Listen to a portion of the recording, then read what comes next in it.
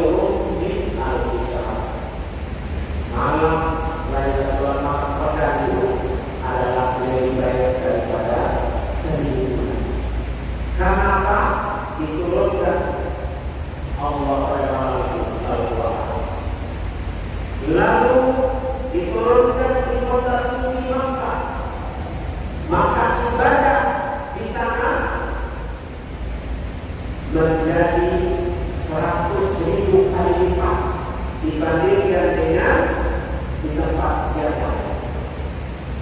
Jemaah yang dimuliakan Allah Ta'ala, lalu setiap orang yang akrab dengan Al-Quran, rajin membacanya, mentadaburinya, menghafalkannya, mengamalkannya, mengajarkannya, maka dia menjadi Abdullah, keluarga Allah Subhanahu wa Ta'ala.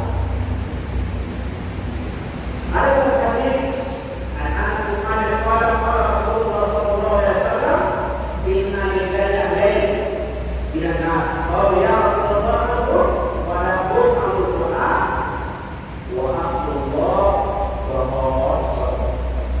Dari Anas bin Malik, beliau berkata, Rasulullah sallallahu alaihi wasallam bersabda, sesungguhnya Allah mempunyai keluarga di antara manusia. Para sahabat bertanya, siapakah mereka ya Rasulullah? Rasulullah menjawab, para ahli Quran, mereka keluarga Allah dan orang-orang khusus pilihan. Hadis riwayat Ibnu Majah dan Ahmad. Maka begitu dahsyatnya Al-Quran sampai ada kisah nyata seorang perempuan masih usia kisaran 14 tahun. Dia malas mandi sebelum mandinya itu dalam 1 minggu menimbulkan as sehingga tahu badannya. Lalu kompor, lalu suka marah-marah.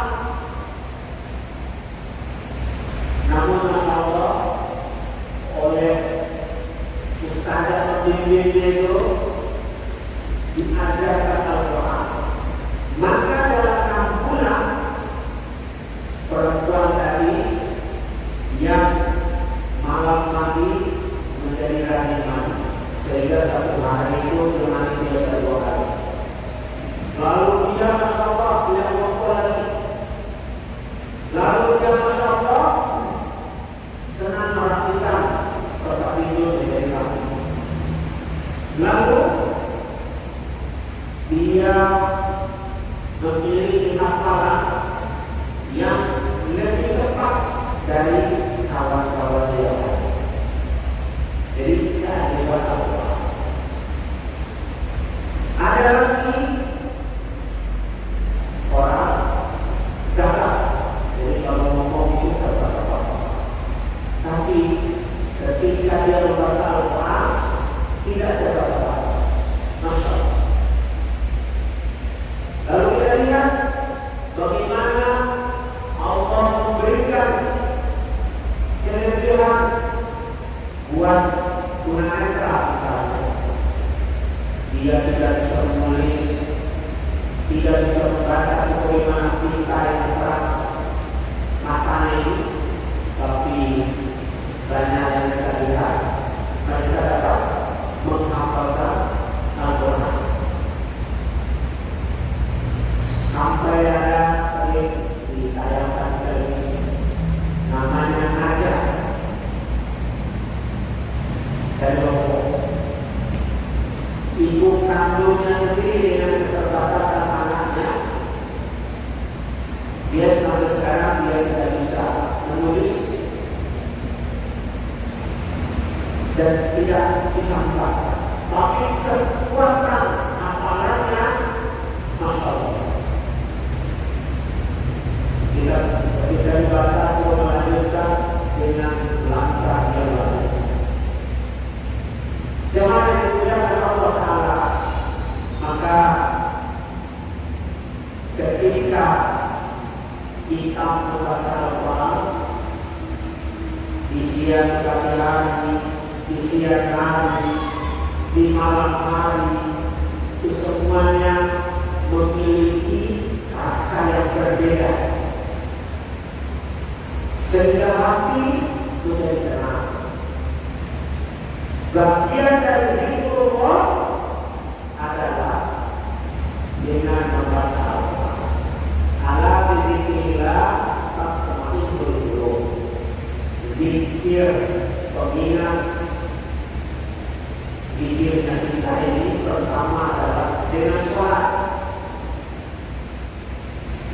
Wa aqimis sholata lidikri, dirikan sholat untuk mengingat aku, kata Allah. Lalu dengan membaca Al-Quran, itu juga bagian dari zikir.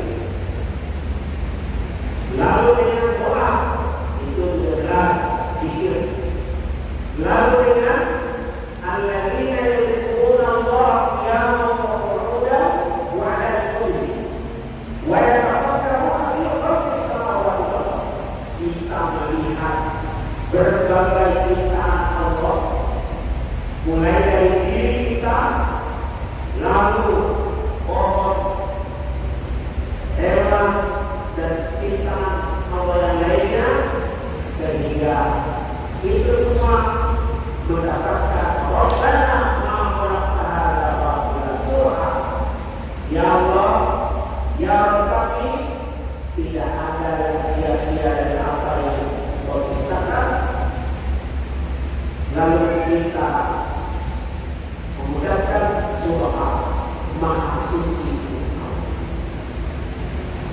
Jemaah yang dimuliakan Allah Ta'ala, sampai kita dikatakan dan dimotivasi oleh Rasulullah, khairukum man ta'allama al-Qur'an wa 'allamahu.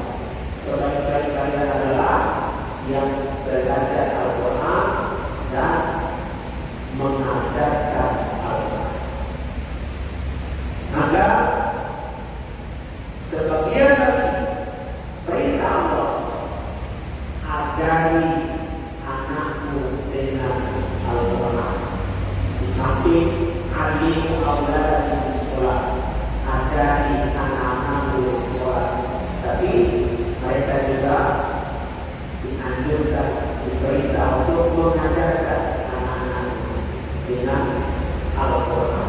Sekarang bertanya kepada yang senantiasa memudahkan.